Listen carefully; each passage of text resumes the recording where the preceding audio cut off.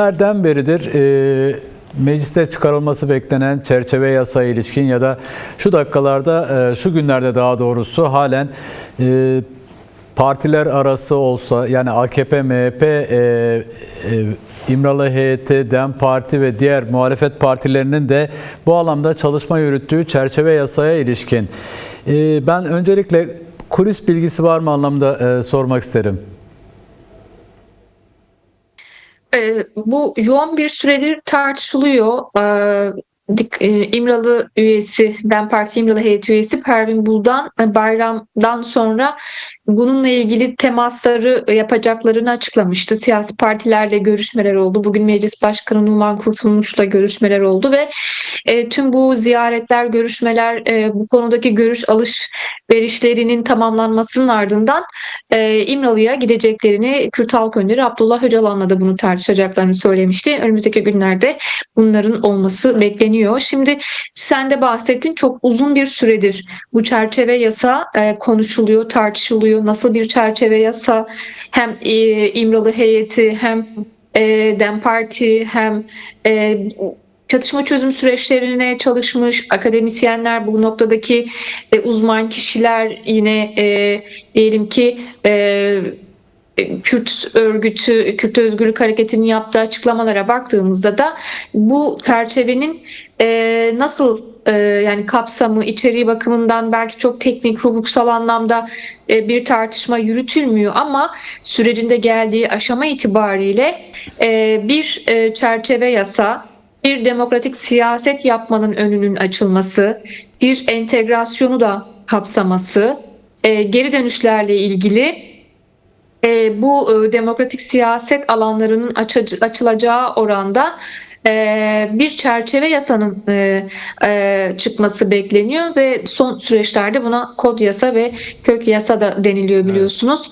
Bunun aynı zamanda bir demokratikleşmeyi içermesi, o kök nedenlere de değinmesi ya da bunları kapsaması, içermesi bu tartışmaların ana odağı, en azından beklentilerin ana odağı. Uzun bir süredir devlet kanadının, iktidar kanadının bir çerçeve yasa üzerinde çalışma yürüttüğü, bu çalışmalarının neredeyse yansıyan bilgiler üzerinden neredeyse tamamlandığı ve bir süredir de özellikle heyet tarafından yapılan açıklamalara baktığımızda bu meclisin tatile girmeden önce ki süreçte meclise getirilmesi ve bu noktada görüşmelerin başlaması. Şimdi gözler de Haziran ayı işaret edilmişti. Biz Haziran ayının ortasına geldik. Birkaç hafta sonra Temmuz'a gireceğiz ve Temmuz'un ortasında eğer bu adımlar atılmazsa meclisin tatile girmesi bekleniyor.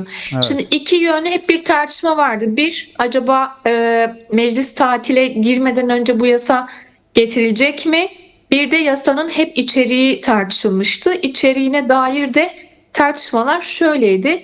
Aslında böyle bütünlüklü bir bu meseleyle ilgili özel bir yasadan ziyade işte suç işleyenler, işlemeyenler gibi kategorize eden yaklaşımlar vardı. Bunlar da tartışmaların odağındaydı ama nihayetinde bu tartışmalar ışığında içeriği tam nedir kamuoyuna yansımış değil. Şimdi bugünkü yapılan temaslarda da, meclis başkanlığıyla yapılan temaslarda da iki taraftan açıklamalar geldi, resmi açıklamalar geldi. Haberinizde de sundunuz. Görüşmenin içeriği DEM Parti heyeti bu ana gündemin çerçeve yasa olduğunu ve meclis kapanmadan önce meclise getirilmesi yönünde bir fikir alışverişinde bulunulduğu, DEM Parti heyetinin bu noktada bir talebinin olduğu gerekçeleriyle birlikte anlattıklarını, Meclis Başkanı Numan Kurtulmuş'un da bu yaklaşıma yakın olduğunu ve bu noktada parlamentonun üzerine düşen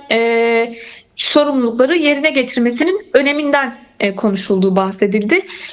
Bu noktada henüz tam bir netliğin olmadığını söylemek mümkün. İki tartışma yürütülüyor en azından yansıdığı kadarıyla. Evet.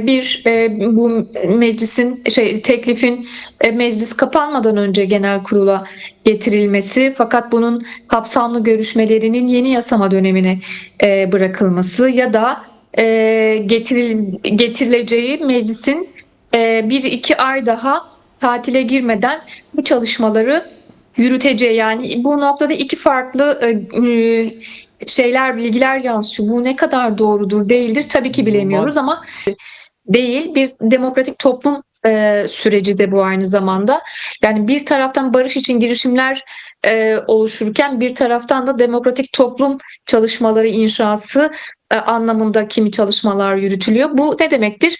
Toplum bu sürecin bir öznesidir. Yani iktidar beklentili bir ruh hali yaratıp kendiliğinden bir şey yapacakmış, kendiliğinden bir adım atacakmış şeyini yaratmaya çalışıyor belki. Toplum bu noktada daha edilgen bir pozisyonda tutmak isteyebilir ama yani bir demin konuştuğumuz şey bir çatışma çözümüyle ilgili bir süreçte tarafların gerekliliklerinin yerine getirme meselesi ve bunun Evet. sürecin ilerlemesi açısından gereklilikleri bakımından önemliydi.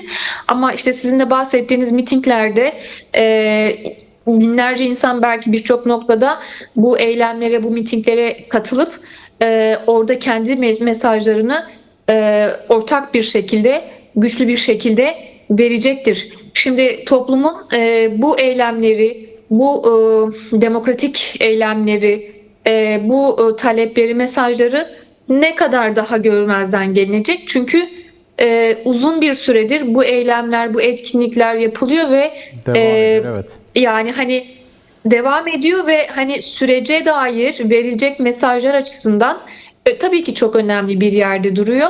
Çünkü dediğim gibi toplum da bu sürecin aktörlerinden biridir ve hani bir beklenti olmakla birlikte ama izleyen bir pozisyonda tabii ki sadece olmamalıdır. Bu tarz süreçlerde toplumun çok daha ya da sivil toplum olur, toplumun olur, daha devlet dışı aktörlerin daha belki de aktif rol oynayabileceği, daha alternatif rol oynama mekanizmalarını yaratabileceği alanları da oluşturması elbette ki çok önemlidir. Peki. Kürt halkı uzun bir süredir zaten sokaklarda bunu eylem alanlarında net bir şekilde de dile getiriyor.